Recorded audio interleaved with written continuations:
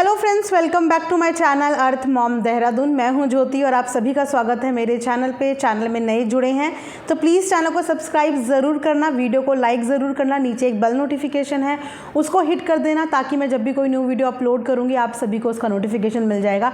आप सबकी जानकारी के लिए बता दूँ कि मैं रिएक्शन एंड रिव्यू वीडियोज़ बनाती हूँ आपके favourite blogger, current controversies, trending news, Bollywood celebrities से रिलेटेड। तो अगर आपका भी कोई ऐसा बॉलीवुड सेलिब्रिटीज़ या कोई व्लॉगर है जिसके ऊपर आप चाहते हैं कि मैं रिएक्शन दूँ तो मैं डेफिनेटली उसके ऊपर रिएक्शन देने का ट्राई करूँगी। वैसे आप लोगों के सजेशन से मेरे पास इस समय 4 रिएक्शन वीडियोस पाइपलाइन में है जो आप ही लोगों ने कमेंट सेक्शन में मुझे बताई है। तो यस, मैं उन चारों व्लॉगर्स के बारे में थोड़ा सा मुझे रिसर्च करना होगा, उसके बाद मैं आप सबके लिए जल्दी से जल्दी उनके ऊपर रिएक्शन वीडियो लाने की पूरी कोशिश करूँगी। तब तक आप लोग इस वीडियो को पूरा देखिए, खूब सारा प्यार दीजिए और कमेंट सेक्शन में कमेंट ज़रूर करिए।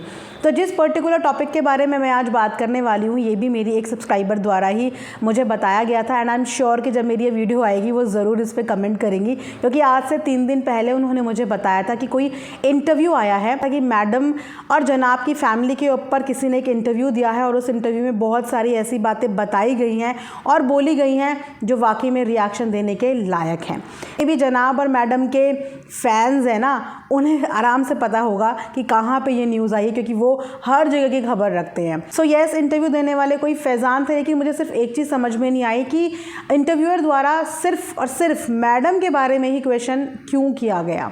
मतलब ना वो उनके कोई रिश्तेदार हैं ना कोई कुछ है, लेकिन उसके बाद भी मैडम और जनाब की फैमिली से रिलेटेड ही सवाल उस इंटरव्यू के दौरान उनसे किए गए, जिसका उन्होंने बखूबी आंसर दिया। इनफैक्ट बहुत क्लियरिटी के साथ आंसर दिया।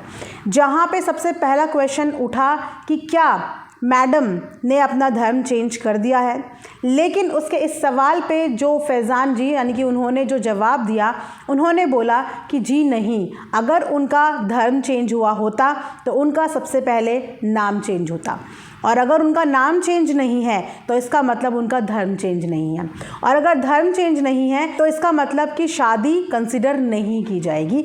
ये उन्होंने अपने धर्म के लिए बोला, क्योंकि वो भी खुद सेम कम्युनिटी से बिलोंग करते हैं। तो उन्होंने बहुत सारी चीज़ें बताई। उन्होंने बोला कि उन्होंने अपना नाम बताया ज़रूर था, लेकिन वो नाम आज भी उनके डॉक्यूमेंट्स पे अवेलेबल नहीं है। आज भी उनके पासपोर्ट पे उनका वो नाम नहीं है जिस नाम द्वारा उनकी शादी हुई गई थी। और घर में अगर ये बात सबको पता भी है और आपसी रजामंदी से ये चीज़ें हुई भी हैं, तो फिर ऑडियंस को बेवकूफ़ क्यों बनाया जा रहा है? ऑडियंस के साथ में ये पब्लिसिटी स्टंट क्यों रचा जा रहा है? यही एग्जैक्टली उनका वर्ड था कि ऑडियंस के साथ सिर्फ ये एक पब्लिसिटी स्टंट है। अगर म्यूचुअल अंडरस्टैंडिंग से भी ये सब चीज़ें हुई हैं बिना किसी कन्वर्जन के, तो पहले तो उनके धर्म में इसको शादी नहीं कंसिडर किया जाता। पर अगर इन्होंने आपसी अंडरस्टैंडिंग से ये चीज़ करी भी है तो फिर ऑडियंस को क्यों गुमराह किया जा रहा है कि वो कन्वर्ट हुई हैं, जबकि अगर उनका नाम नहीं बदला गया है तो वो कन्वर्ट नहीं हुई हैं। उसके बाद उन्होंने एक बात और बताई कि यस, उम्राह करने जाएंगे, जब उम्राह के लिए वहाँ पे जाएंगे और जब इनसे उनका नाम पूछा जाएगा तो वहाँ पे ये अपना क्या नाम बताएंगी, क्योंकि इनके पासपोर्ट पे तो इनका वो नाम है ही नहीं, तो वहाँ पे ये क्या नाम बताएंगी। प्लस उन्होंने बहुत सारी इन्फॉर्मेशन ऐसी भी शेयर की कि जब कोई कन्वर्ट होता है या बॉलीवुड में और भी लोग हुए हैं, ऐसी शादियाँ हुई हैं, तो वहाँ पर कोई पर्टिकुलर कलमा टाइप कुछ पढ़ाया जाता है और उसके बाद आपका नाम चेंज होता है और फिर आपको उसी नाम के साथ आगे चलना पड़ता है, उस पर्टिकुलर नाम को अपने आगे लगाना पड़ता है। लेकिन इन्होंने अपना नाम अभी तक बदला नहीं है, सिर्फ शादी के लिए बदला था। तो इसीलिए इस चीज़ से रिलेटेड उन्होंने बहुत सारी खुल के बातें बोली हैं। अगर आपने वो इंटरव्यू नहीं देखा तो आप जाके एक बार देख सकते हैं। प्लस मुझे बड़ी हैरानी हुई, उन्होंने एक चीज़ और बोली कि अब वो दोबारा से प्रेग्नेंट हैं। आप जानते हैं कि पिछले काफ़ी दिनों से इनकी प्रेगनेंसी की रूमर्स फैल रही हैं, लेकिन उन्होंने तो ये बात बोली कि अब जब वो दोबारा से प्रेग्नेंट हैं तो वो जो बच्चा इस दुनिया में आ रहा है वो बच्चा कौन सी उसका कहलाएगा। साथ ही साथ मेरे को याद आया कि उन्होंने एक बहुत बड़ी बात बोल दी थी कि ना तो अब ये मुस्लिम में है, क्योंकि अगर इनको कुछ होता है या कोई इस दुनिया से जाता है तो जो मुस्लिम कल्चर के हिसाब से उसको लेके जाया जाता है कब्रिस्तान, तो इन्हें कब्रिस्तान में भी जगह नहीं मिलेगी क्योंकि ये मुस्लिम नहीं है। और अगर ये हिंदू हैं और अगर ये इनकी हिंदू से करने जाते हैं तो इनको तो शमशान में भी जगह नहीं मिलेगी। तो आप ये सोचिए कि ये कहाँ जाएंगी और कैसे क्या करेंगी। मतलब बहुत बड़े बड़े सवाल उन्होंने अपनी वीडियो के माध्यम से खड़े करे, तो शायद आप और हम बोलने से पहले 100 बार सोचे भी, और कहीं ना कहीं सबके दिमाग में ये सवाल हैं भी। लेकिन उन्होंने डायरेक्ट पॉइंट आउट कर दिया है वहाँ पे पूरी की पूरी इनकी फैमिली को कि इनकी फैमिली का ये सिर्फ एक पब्लिसिटी स्टंट चल रहा है, और इतने साल से सिर्फ पब्लिसिटी स्टंट चल रहा है, सिर्फ ऑडियंस को गुमराह किया जा रहा है। ऐसा कुछ भी नहीं है जैसा कि ये लोग दिखा रहे हैं, और जो ये लोग दिखा रहे हैं और जो असलियत है, उस असलियत के हिसाब से तो ये शादी कंसिडर किया ही नहीं जा सकता, क्योंकि आप जो हो आप उस चीज़ के लिए ईमानदार रहो। उनका भी यही बोलना था कि अगर आपने नहीं किया है तो आप उस चीज़ के लिए ईमानदार रहो, लेकिन अगर आपने किया है तो आप उस चीज़ के लिए ईमानदार रहो, क्योंकि आप जो दिखा रहे हो, आपके अकॉर्डिंग आप ये दिखा रहे हो कि आप कुछ चीज़ें फॉलो करने की कोशिश कर रहे हो, लेकिन वो हम सबको दिखता है। रोज़े के दौरान, ईद के दौरान, बहुत सारी चीज़ों के दौरान हमको वो दिखता है कि चीज़ें फॉलो नहीं हो रही हैं, लेकिन दिखाया ये जा रहा है कि yes she is converted, but basically उनके हिसाब से, जिन्होंने ये इंटरव्यू दिया है, फैज़ान करके उनका नाम है, she is still not converted. अब आई डोंट नो कि इसके पीछे क्या हिस्ट्री है या इसके पीछे क्या राज है या क्या सच है, बट उन्होंने इनकी बहुत सारी चीज़ों पर से पर्दाफाश किया है। मैं नहीं जानती कि इनका उन फैमिली के साथ बेसिकली क्या कनेक्शन है और क्यों ये पर्टिकुलर सवाल उनसे किया गया, कि शायद वो एक बहुत वोकल इंसान है, वो बहुत चीज़ों के ऊपर अपनी टिप्पणी देते हैं, बहुत चीज़ों के ऊपर खुल के बात करते हैं, और ये सेम कम्युनिटी से हैं, तो अपनी कम्युनिटी के बारे में उन्हें बहुत सारी नॉलेज थी, उस हिसाब से उन्होंने वो जवाब दिया। तो येस, मैंने वो इंटरव्यू देखा, और इंटरव्यू देखने के बाद मुझे बहुत सारी चीज़ें क्लियर हुई कि येस, कहीं ना कहीं ये बात ये सही बोल रहे हैं कि आज शायद इन चीज़ों को लेकर प्रॉब्लम ना हो, लेकिन उन्होंने आज से आगे की बातें भी क्लियर कर दी कि जब कुछ होगा तो ये कहाँ जाके और क्या करेंगे। लेकिन ना ये हिंदू ना ये मुस्लिम, तो ये कहाँ पे जाके अपनी क्या चीज़ें करेंगे। तो ये एक बहुत बड़ा सवाल खड़ा हो जाता है। वेल, देखते हैं कि इसके जवाब में क्या ये फैमिली कुछ रिप्लाई करती है। वैसे तो ये फैमिली इग्नोर करने में माहिर है, इन्हें कोई बॉदर नहीं करता कि सामने वाला इनके लिए क्या बात कर रहा है, बिकॉज इनके लिए हर पब्लिसिटी इज़ अ पब्लिसिटी, चाहे वो किसी भी वे में हो, वो एक पब्लिसिटी ही है। लेकिन ये पब्लिसिटी से ज़्यादा एक क्वेश्चन है, और ये क्वेश्चन बहुत सारे लोगों के दिमाग में खड़ा हो गया है after hearing that interview. Well, चलिए इसके बाद आगे की बात करते हैं, यानी कि बात करते हैं अब साहिबा, यानी कि बात करते हैं अब साहिबा के बारे में। तो साहिबा के अंदर भी अपनी भाभी की तरह आजकल ज्ञान की देवी का भूत चढ़ गया है। कुछ टाइम पहले ये भूत अक्सर हमें मैडम के अंदर देखने को मिलता था, लेकिन आजकल मैडम का बिजी शेड्यूल की वजह से मैडम का ज्ञान थोड़ा सा कम हुआ है। मैं ये नहीं बोलूँगी कि बिल्कुल कम हो गया, लेकिन मैडम का ज्ञान थोड़ा सा कम हुआ है। लेकिन आजकल ज्ञान की देवी बन चुकी हैं हमारी साहिबा जी। जी हाँ, कल साहिबा ने एक गंदा सा मिरर अपनी अम्मी के घर पे दिखाया, और उस मिरर के पास जाके पर्टिकुलरली मिरर को जूम करके ये दिखाया गया कि ये मिरर कितना गंदा है, और क्या घर के सारे काम अम्मी करेंगी, क्या घर के सारे काम मेरी माँ ही करेगी, ये जो बच्चे घर पे हैं क्या ये छोटी मोटी डस्टिंग और क्लीनिंग नहीं कर सकते हैं। बच्चों को सुनाती हुई नज़र आ रही थी, बच्चों को ज्ञान देने की कोशिश कर रही थी, वो भी उस बच्ची को बेसिकली जो अभी जस्ट इनके घर में आई है, यानी कि जस्ट 3-4 दिन पहले ही इनके घर में आई है, क्योंकि कैमरे के आगे उसी का चेहरा दिख रहा था। वो कह रही थी मैं क्लीन कर देती हूँ।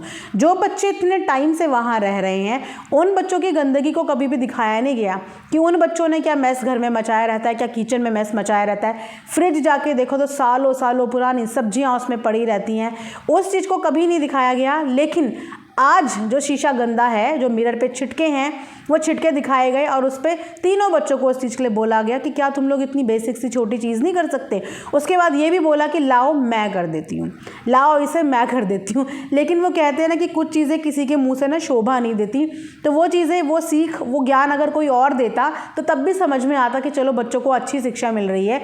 लेकिन वो ज्ञान इनके मुँह से ना बिल्कुल भी जस्टिफाई नहीं लगा, क्योंकि जो इंसान खुद अपनी एक वार्डरोब तक, अपना एक शू रैक तक मेंटेन नहीं कर सकता, उसको बच्चों को ज्ञान देने की तो बिल्कुल भी ज़रूरत नहीं है, खासकर वो भी क्लीनिंग के लिए। इनका किचन, इनका फ्रिज, इनकी अलमीरा, इनका बेड, सब कुछ मैसी रहता है। कितनी बार हमने खुद इनकी अम्मी को इनके एक एक कपड़े लगाते हुए देखा है, कितनी बार हमने इनके हस्बैंड यानी कि फ़नी को घर की साफ़ सफाई झाड़ू पोछा तक करते हुए देखा है, कितनी बार हमने इनकी अम्मी को इनकी शू रैक जूते चप्पल तक ऑर्गेनाइज़ करते हुए देखा है। तो ये अब बच्चों को ये ज्ञान पेलेंगे कि मिरर साफ़ कर देना चाहिए। लेकिन जो दाग मिरर में दिख रहे थे ना, वो दाग कोई आज या कल के नहीं दिख रहे थे, वो स्पॉट्स ऐसा लग रहा था कि बहुत दिन से हैं। तो इतने दिन से नीचे वाले घर में ये खुद भी चक्कर काटती रहती हैं, अधिकतर खाना वाना भी ये वहीं खाती हैं, चेहरा भी अपना देखती होंगी, फेस भी वॉश करती होंगी, लेकिन इनका ध्यान आज उस मिरर पे गया।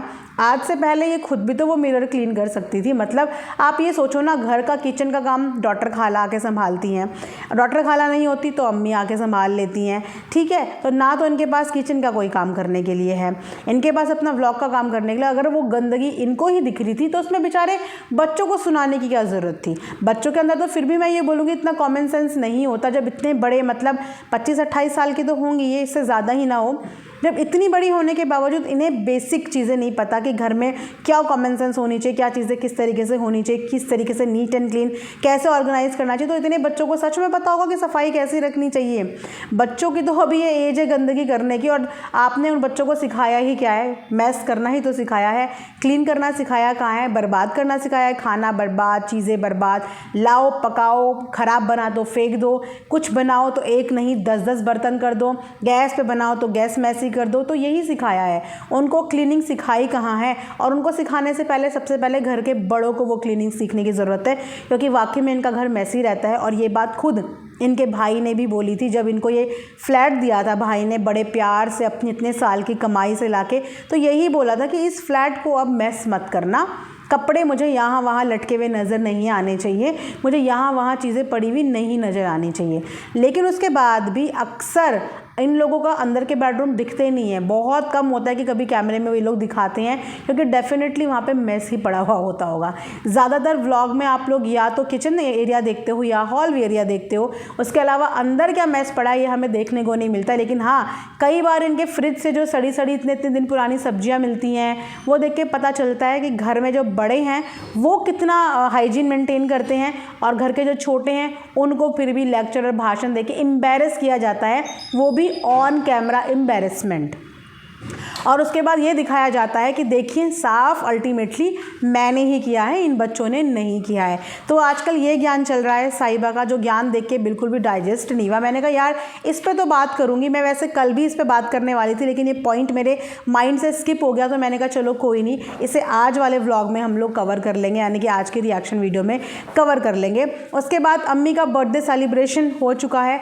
एज़ ऑलवेज आप जानते हैं कि इनकी दौड़ कहाँ तक होती है, जी हाँ, एक ही जगह तक इनकी दौड़ होती है, वही सेम तरीका, वही सब कुछ। लेकिन समझ नहीं आता कि इनके घर में ये हंसने की परंपरा कहाँ से शुरू हो गई। मतलब पीपिका मैडम ने ये परंपरा शुरू करी और हर कोई इस परंपरा को फॉलो कर रहा है, हर कोई इस परंपरा को फॉलो कर रहा है। अब तो जनाब ने तक ये परंपरा फॉलो करनी शुरू कर दी है।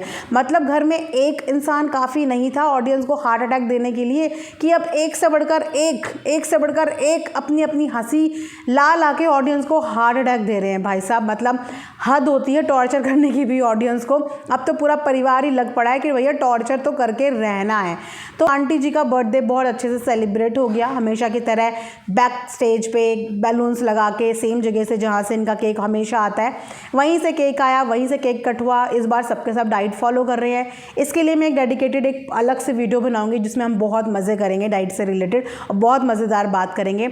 लेकिन इस पूरे सेशन में अंकल हमेशा से मुझे जेन्युइन लगते हैं, यानी कि इनके पिताजी, वो मुझे हमेशा से जेन्युइन लगते हैं। चाहे उन्हें कितना भी सिखाने पढ़ाने की कोशिश करें, वो फिर भी बहुत जेन्युइनली हर चीज़ का आंसर करते हैं। तो अम्मी के लिए आए गए गिफ्ट, हालांकि वो गिफ्ट पता चल रहे थे कि कौन लाया, कहाँ से लाया, लेकिन फिर भी उनको जो झूठ बोलने की प्रैक्टिस कराई गई थी ना, वो साफ पता चल रहा था। क्योंकि जब उनसे पूछा कि कहाँ से मंगाए, कहाँ से लाए, तो उनके पास ऑन द स्पॉट जिसे झूठ बोलना नहीं आता ना, वो पकड़ा जाता है। उन्होंने सीधा बोला कि बाहर से, क्योंकि उन्हें भी एक्चुअल नहीं पता था कि आया कहाँ से है। तो उन्होंने सिर्फ एक वन वर्ड वर्ड में आंसर दिया कि बाहर से आया है, लेकिन ये सब जानते हैं कि ना तो वो बाहर जा पाते हैं और ना वो बाहर से कुछ चूज़ कर पाएंगे। तो ये घर वाले ही लेके आए थे और उनके हाथ से अम्मी को दिया गया। लेकिन पिताजी को भी झूठ बुलवा रहे हैं, कोई बड़ी बात नहीं थी अगर वो ये भी बोल देते कि मैंने दिया है और मंगवाया है, बच्चों से वो लेके आए थे लेकिन मैंने मंगवाया है। लेकिन उनसे भी झूठ बुलवा रहे हैं, वो भी तब जब उनके झूठ पकड़े जाते हैं। Well, he is very genuine person. मुझे पर्सनली इनकी पूरी फैमिली में जो अंकल हैं वो बहुत अच्छे लगते हैं और येस, नो डाउट हैंडसम भी लग रहे थे और बहुत खुश लग रहे थे। उनकी आंखों में अपनी वाइफ के लिए ना बहुत प्यार नज़र आता है। वो जब भी उनके इर्द गिर्द रहती हैं, उनकी आइज़ में इतना स्पार्क, उनके चेहरे पे इतनी स्माइल नज़र आती है। लेकिन अम्मी के पास ही शायद फुर्सत नहीं है अब्बू के साथ स्पेंड करने के लिए। लेकिन अब्बू मुझे लगता है आज भी उनके वक्त और उनकी झलक के लिए बहुत ज़्यादा तरसते हैं और बहुत ज़्यादा खुश होते हैं। तो ये था आज का एक पूरा रिएक्शन। मुझे फटाक से अभी कहीं जाना है, इसलिए बहुत ज़्यादा लंबा वीडियो मैंने नहीं बनाया। बाकी के जो भी पॉइंट्स हैं प्लीज़ आप लोग मुझे कमेंट सेक्शन में बता देना, बिकॉज मुझे आजकल व्लॉग देखने का टाइम भी नहीं लग रहा है और मुझे इतना बोरिंग लगता है ना। लेकिन आप सबके लिए मैं पूरा ट्राई करती हूँ कि मैं time to time reaction video लेके आती रहूँ। तो अगर मेरे से कोई पॉइंट मिस हुआ है तो कमेंट सेक्शन में प्लीज़ हेल्प मी आउट और मुझे खूब सारे पॉइंट्स बताया करो ताकि मैं अपनी नेक्स्ट रिएक्शन वीडियो में उसको कवर कर पाऊँ। बहुत बहुत बहुत प्यार आप लोग वीडियो में करते हो, इसके लिए आप लोगों का दिल से बहुत बहुत बहुत शुक्रिया। इसका रिएक्शन वीडियो यही मिलेंगे नेक्स्ट वीडियो में, तब तक प्लीज़ अपना ध्यान रखिए। Thanks for watching earth mom Dehradun.